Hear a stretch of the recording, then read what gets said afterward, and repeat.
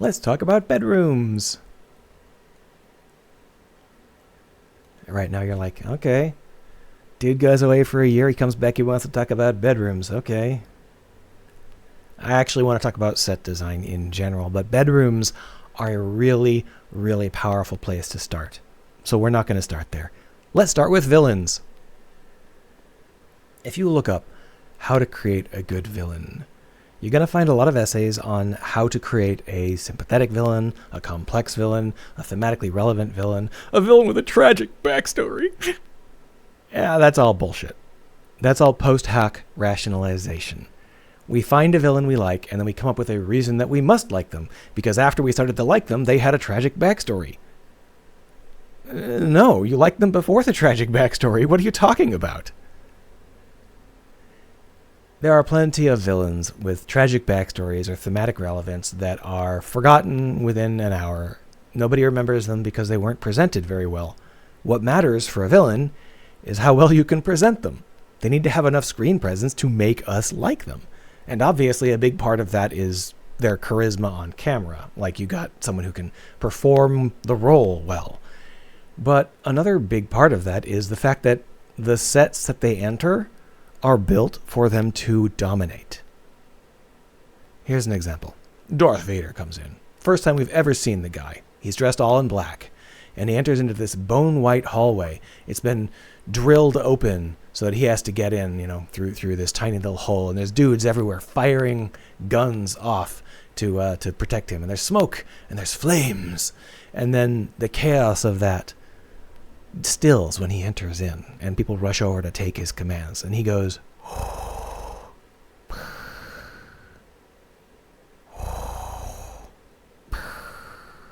"I'm James Earl Jones."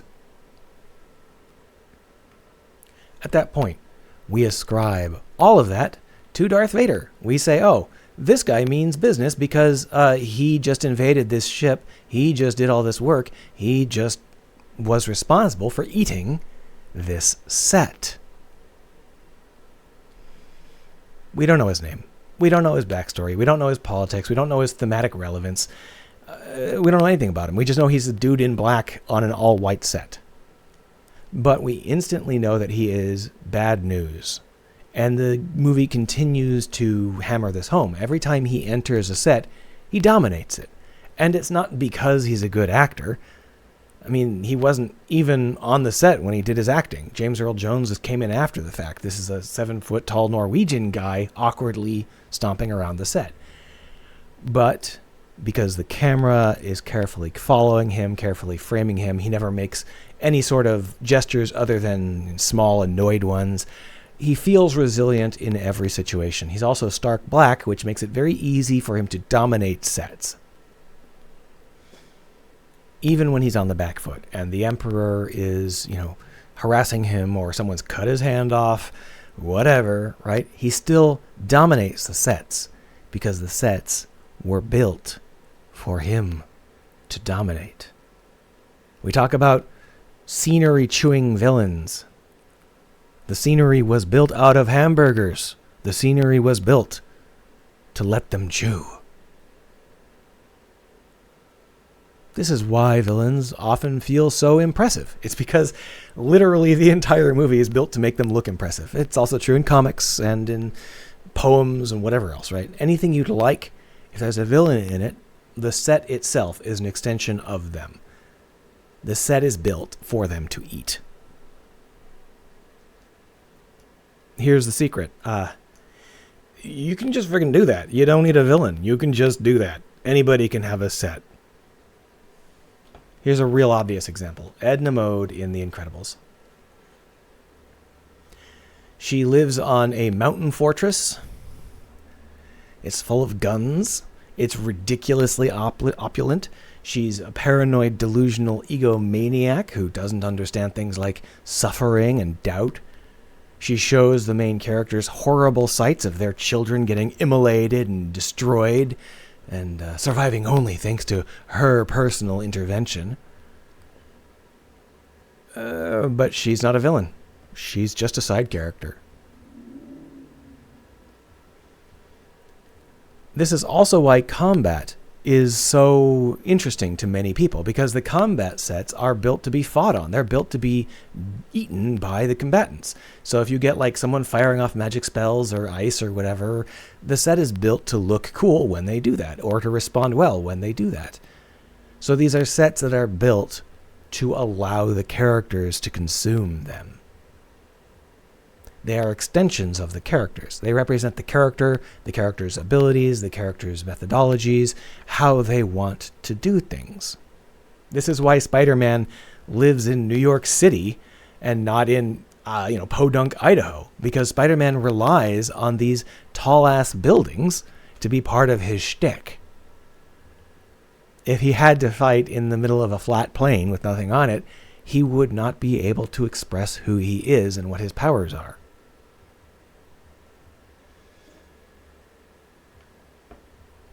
So, bedrooms. Let's talk about bedrooms. Here's where things get a little bit more nuanced. Let's cover 3 bedrooms, all from Life is Strange likes, just to make it super clear that you can use bedrooms in the exact same way. Because all we really need to do is to find spaces that allow these characters to represent themselves and their story, right? So first, let's talk about Chloe's bedroom in the original Life is Strange. Obviously, there's going to be minor spoilers for Life is Strange and The Lost Records. Chloe is your girl, not your main character, but your main character's girlfriend in the very first Life is Strange. And her bedroom is made out of things like, discarded giant spools for copper wiring. And she's got this giant, comfy, ragged-ass bed, and she's got this window draped in an American flag, not because she's, an American, but because it's a large piece of cloth that she found and it can fit over her window. And so the entire room is usually just drenched in this beautiful red glow, this orange glow, because all of the sunlight coming through that window is filtered through an American flag. It represents who Chloe is, in several ways, right? All of the stuff in this room represents Chloe, how she salvages whatever she needs. She doesn't have a lot of support, so whatever she can find, she uses. She doesn't put a lot of thought into things like, things must be correct or things must be proper. She just, whatever works, it works, right? But more than just the fact that this set exists, this set also exists to show her progression and her space within the story. When you hang out with her, you and she have a lot of fun just kind of hanging out in her room. Great, right? But then her room is invaded by her stepfather, a cop with PTSD, a failed cop with PTSD. He comes into her room and starts making demands, and you hide in the closet, and you see most of this scene through the slats in the closet door. This is a really powerful way to represent what's going on. David is invading Chloe's space. He's invading her personal space in the same way that he has invaded her life. Easy as. That's how you do it. This space represents Chloe. So when she lets you into her space, she's letting you into her life. She's forgiven you at this point. You can tell because she let you into her room. She might still be prickly about it. She might still want you to say sorry, but she's already forgiven you. That is 100% obvious. You are now in her life because you are in her space. David forces his way into her life and is not welcome in her space, but she can't kick him out. It's perfectly representative of what's going on in the story. 1-to-1. Moreover, later, when Chloe changes due to events in the story, her bedroom changes. When she is not able to just kind of casually wander around doing whatever she wants and she needs extensive support, her bedroom is transformed into essentially a life support chamber where she ekes out tiny dribbles of joy from watching old movies. These bedrooms represent Chloe. They are her space. They represent who she is in the story, and how they are treated represents how she is treated. Here's another example. From Chloe to Kat. Kat is a character in Lost Records. And she keeps all of her friends at arm's length. She is not interested in letting you know who she is. She just wants to be there with you. And so most of her stuff happens in the wild, right? In the spaces shared by all of the characters. She goes into those spaces and she makes them hers. But she never lets you into her space until she does. About halfway through the game, you break into her life.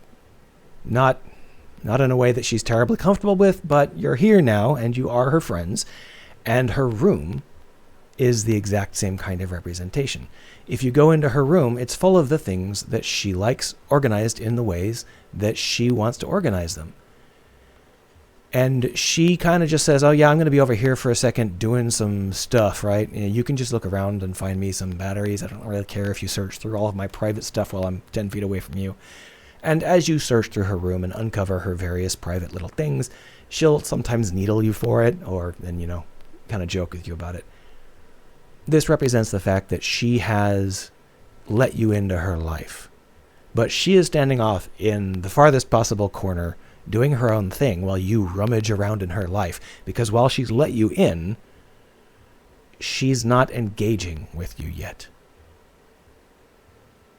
So again, the bedroom and what is happening in her bedroom represents her and what is happening to her. You've gotten into her life. She's not comfortable with it, but she likes you. She loves you. You can be here. She's going to be over here letting you do your thing.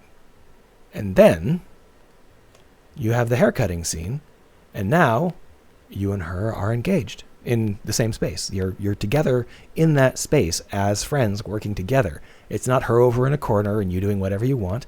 You are now allies, and then you escape. You can also argue that Kat's room consists of a prison. It's a little more complicated than that. We can talk about anything we want here because we can say anything we want with these spaces. But the important thing to realize is that this space represents her and her story, and the space evolves and is treated in a way that reflects how she evolves and is treated. You are not allowed into her room until you are allowed into her life. And even when you come into her room, she's not engaging with you. She's letting you do whatever you want because she loves you, but she's not with you yet. She's just kind of over here waiting for you to finish rummaging through her private life. And then she engages with you. Let's contrast that with Swann's room, which is the main character from the same game. Swann's room is a typical, high schooler sort of room. And it never gets invaded, ever. Swann is a socially awkward girl who does not allow herself to really get involved with people because she's just too awkward to really even understand how to. So she built herself this little nest, this little awkward girl nest, her bedroom. And the only person allowed in this room aside from her is a cat. That's it. And obviously that's because the cat is very easy to understand and won't ever judge her. Now, she's not alone in the house. The scenes feature a lot of her mom calling up to her. Swann, we're going to go in an hour. Swann, do your homework. Swann, dinner's ready. But her mother never comes in. And maybe that's just because they would have had to model a mom character model and didn't want to. But it's very effective at making sure you understand that Swann is alone. She is in a self-imposed isolation. She could leave her room. She could go out and hang out with her mom or whatever, right? And she does leave her room from time to time. But she never allows anyone else into it. Ever. The entire game, no one enters her room but her and her cat.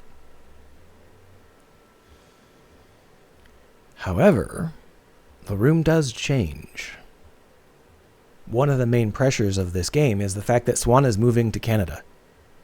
And as the date of that approaches, her room fills with memorabilia of her new friends, even as it purges itself of all of the things that she was before. She's packing to leave. So everything goes. Everything starts to wither away except for her friends and their memories of this summer. The room represents Swann's story.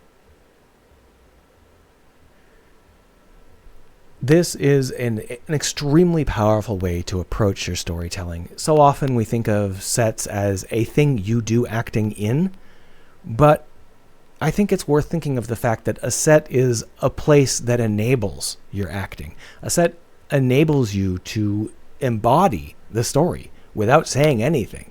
Even if not a single word is said, you still understand who Swann is because of the set that she has built for herself.